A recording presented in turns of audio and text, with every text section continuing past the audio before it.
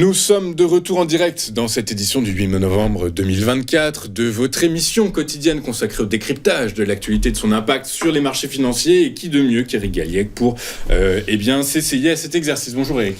Bonjour Louis-Antoine. Merci beaucoup Éric d'être avec nous ce matin. Vous êtes directeur de la recherche chez FuAdvisor Valcan avec nous tous les vendredis justement pour nous expliquer comment l'actualité impacte les marchés actions. Avant de rentrer dans le détail de ce que vous avez sélectionné, Éric, quel est le bilan de la semaine qui, je le rappelle, va du jeudi au jeudi?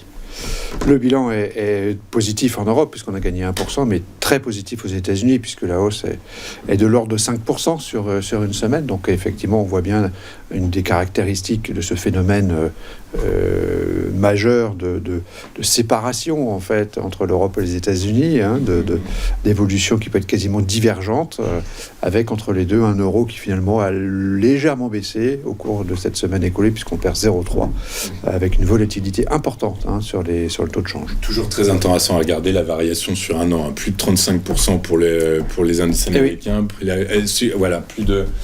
un tout petit peu plus de 6% pour le CAC 40. Inévitablement, l'actualité cette semaine, c'est l'élection américaine. Alors, c'est un bonheur pour Wall Street, mais le reste du monde est perplexe. Comment vous voyez ça, vous ?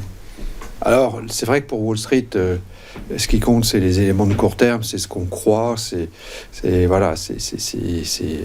clairement pour ça que la bourse a monté. Moi, je pense personnellement que la bourse a plutôt salué l'échec de Kamala Harris que le succès de Donald Trump, parce que c'est vrai que le programme démocrate plaisait pas du tout à Wall Street et il y avait une probabilité non nulle qu'elle soit élue. Donc, je pense qu'il y a surtout un coup de chapeau à l'échec plutôt qu'au succès de Donald Trump. Après, il faut mesurer effectivement l'ensemble des éléments qui sont en liaison avec le nouveau mandat de M. Trump à partir de janvier 25. Mais c'est clairement un frein à la croissance mondiale, à la croissance européenne, peut-être aussi à la croissance américaine, parce que ça aura un coût tout cela, parce que les produits importés ont une fonction aussi, s'ils sont demandés, c'est qu'il y a une raison, et donc le fait de vouloir limiter les importations par des taxes, donc mettre en place des mesures protectionnistes économiques, plus des mesures anti-immigration, alors que pourtant les États-Unis sont un pays d'immigration, c'est une terre d'immigration depuis sa création. Le dynamisme économique est profondément lié au flux entrant de personnes qui veulent tenter leur chance, qui veulent aller aux États-Unis. Donc c'est vrai que nous, on considère que globalement, l'impact est négatif, même si on a eu ce coup de chapeau boursier. Parce que vous vous intéressez au marché européen, en fait, en réalité, du coup. On a quand même un biais européen, il y a un biais européen, et donc pour l'Europe, c'est pas bon. Je suis pas certain que ce soit bon pour les États-Unis. Écoutez, on verra, les économistes tirent la sonnette d'alarme. Ils disent quand même que c'est le programme économique de Donald Trump. En plus, il a quasiment aucun frein. Il a le Parlement, chambre haute, chambre basse de son côté, donc il va pouvoir mettre en application un peu plus son programme sans réellement avoir de contre-pouvoir. Toujours est-il que les économistes disent que c'est un programme lourdement déficitaire en termes de budget, qui va être source d'inflation, et donc potentiellement, in fine, ça pourrait inciter la Fed à revoir son rythme de baisse de taux qui nourrissait les marchés ces derniers temps. Il y a beaucoup d'effets induits, c'est toujours compliqué de pouvoir mesurer en si peu de temps d'ailleurs les différents impacts monétaires, inflationnistes ou pas. Est-ce que ce sera vraiment inflationniste ? On n'en sait rien. Ça sera déflationniste pour le reste du monde parce que finalement on sait très bien que les produits chinois qui ne seront pas vendus aux États-Unis vont être recyclés en Europe et les invendus chinois vont déferler sur l'Europe à des prix cassés, donc ça pourra alimenter une forme de déflation en dehors des États. Donc c'est compliqué, c'est pas simple. En plus Trump ne fera pas exactement tout ce qu'il veut pour notamment toucher à certains paramètres comme le taux d'imposition. Il faut qu'il ait 60% au Congrès et il ne les a pas. Donc il y aura toujours une négociation, un échange avec les parlementaires. C'est une démocratie, on ne fait pas ce qu'on veut quand même. Donc on ne fait pas ce qu'on veut, ça prend du temps, donc il faut être assez mesuré. Bon, la bourse est parfois peu mesurée, relativement peu, et elle regarde surtout les éléments de court terme. C'est un jeu d'illusion. D'où ce que vous dites potentiellement potentiellement la prime à l'échec en fait sur les marchés. Oui, tout à fait. C'est que la bourse monte de 3 à 4% parce que Kamala Harris n'a pas été élue. Je pense que c'est ça la vraie raison. Le reste, on verra. Mais pour nous, c'est négatif. Côté européen, c'est forcément négatif. Oui, et puis de toute façon, alors on le voit, c'est tombé ce matin, mais la Chine, les parlementaires chinois dévoilent au fur et à mesure le plan de relance tant attendu par les marchés. Là, ils viennent de dévoiler une mesure à 6 000 milliards. Les économistes disent c'est entre 7 et 10 000 qu'il faudrait. Mais en tout cas, voilà, c'est des échanges de dettes pour soutenir les gouvernements locaux. Mais donc voilà, le monde s'organise en fait, en réalité, actuellement. On va poursuivre. Alors, il y a une économie qui tombe de Caribe en Scylla, c'est l'économie allemande. Alors qui de l'œuf ou la poule? Est-ce que c'est la crise économique qui a amené la crise politique? Est-ce que c'est la crise politique qui a amené la crise économique? En tout cas, toujours est-il que le pays traverse multiples crises, c'est pas bon. Alors oui, ce qui importe cette semaine, c'est la crise politique, au-delà de la crise économique que l'on connaît, qui avait fait la une, en quelque sorte, la semaine dernière. Donc ici, c'est la crise politique avec l'éclatement de la coalition de gouvernement qui était menée par Olaf Scholz. Donc c'est effectivement une très mauvaise nouvelle. On se retrouve avec les deux pays cœurs de l'Europe, donc France et Allemagne, qui toutes les deux sont dans une forme d'incertitude politique, économique aussi, mais politique, avec des leaderships contestés, des attelages parlementaires pas évidents. Donc c'est pas bon. Voilà. Non, c'est pas bon. C'est pas bon pour l'économie interne parce qu'effectivement, pour investir, il faut avoir un minimum de visibilité, notamment fiscale, parce que c'est important, notamment en France, mais aussi bien sûr en Allemagne. Et puis, il faut aussi tenter d'organiser une réponse face à la déferlante, en quelque sorte, face à cette éventualité de taxes massives à l'importation qui pourrait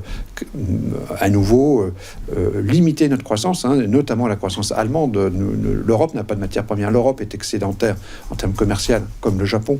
C'est consubstantiel à notre destin, en quelque sorte, ou à notre dotation de ressources naturelles qui est très faible. Donc on est obligé de faire du commerce. Donc c'est très compliqué, effectivement, pour l'Europe. Et c'est pas bon d'avoir à ce moment une crise politique en Allemagne.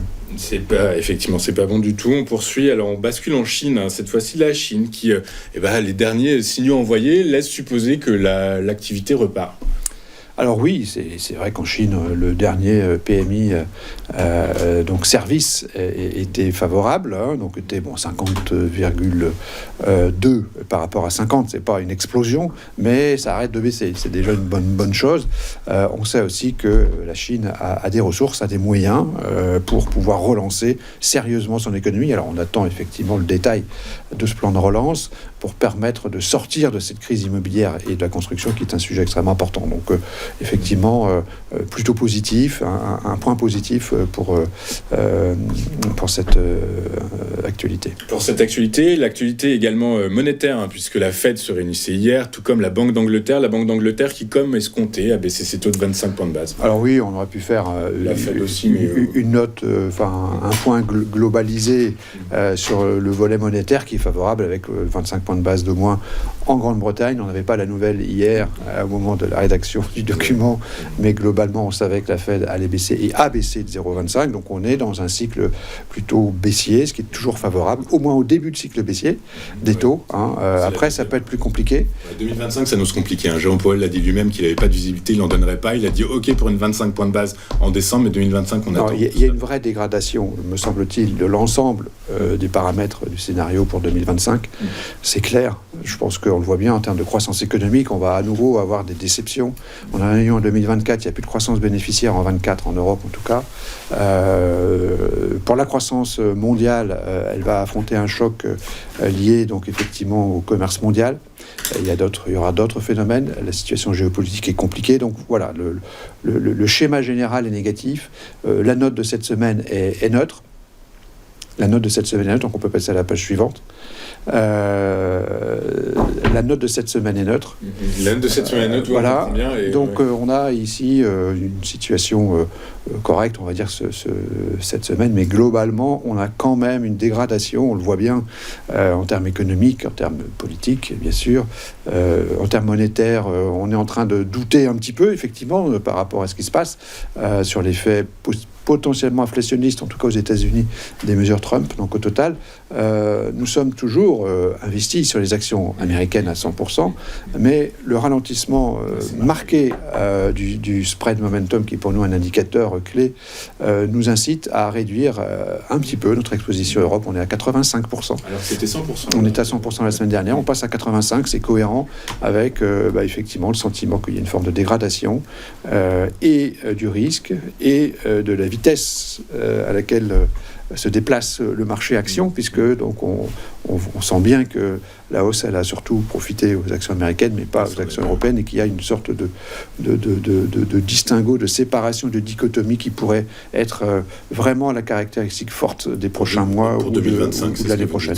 Ok, très clair. Merci beaucoup, Eric, d'avoir été avec nous ce matin. Eric Galliac, vous êtes directeur de la recherche chez FU Advisor Valcan, avec nous tous les vendredis pour nous expliquer comment l'actualité impacte les évolutions des marchés actions, et puis nous expliquer comment est-ce qu'on peut essayer de pondérer nos portefeuilles en fonction du momentum prix, des prix et de l'évolution des prix et de l'évolution du risque. Merci beaucoup d'avoir été avec nous, Eric Galliègue. On marque une courte pause et on se retrouve juste après avec Henri Malos. Henri Malos qui va dresser pour nous un point stratégique de l'environnement actuel sous l'angle évidemment des BRICS, sous l'angle du système monétaire qu'il souhaite mettre en place. Et on va voir surtout dans un premier temps l'arrivée de Trump au pouvoir peut avoir-t-elle une influence sur ces évolutions. À tout de suite.